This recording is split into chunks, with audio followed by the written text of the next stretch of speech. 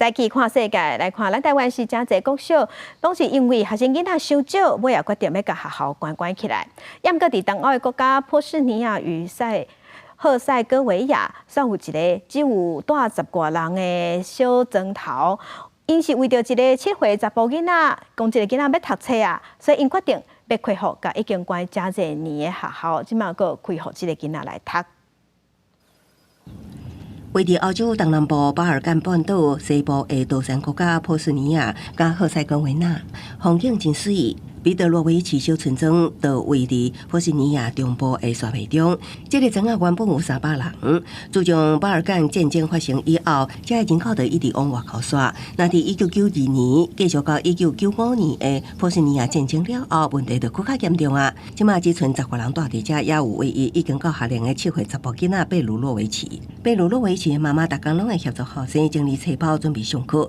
遮唯一一间学校其实已经关真侪年。贝鲁洛维奇已经达到学龄年纪，才重新开放。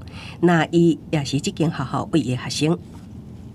Pa zato što je tu prednost ima da škola radi tu i nisam imala mogućnosti nikud da selim i tako da je dijete ostalo ovdje da ide u školu i ja sam zadovoljna i sretna sam što dijete ide u školu i što radi ova škola. 学校特别为贝鲁洛维奇聘请一位老师科皮克。科皮克讲，伊较惯势教至少20个囡仔的班级，所以即个一个查甫囡仔对伊来讲也是一种挑战。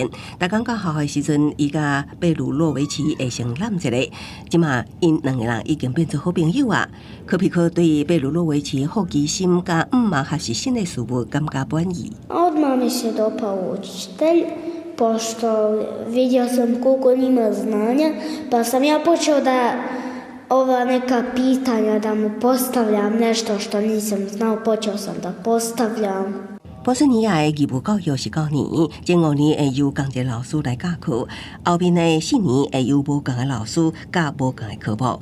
科皮克真感慨讲，贝鲁洛维奇也会继续伫这间学校受教育3年，不过一旦伊完成5年学业，开始前往最近的城镇上课，这间学校会阁关起来。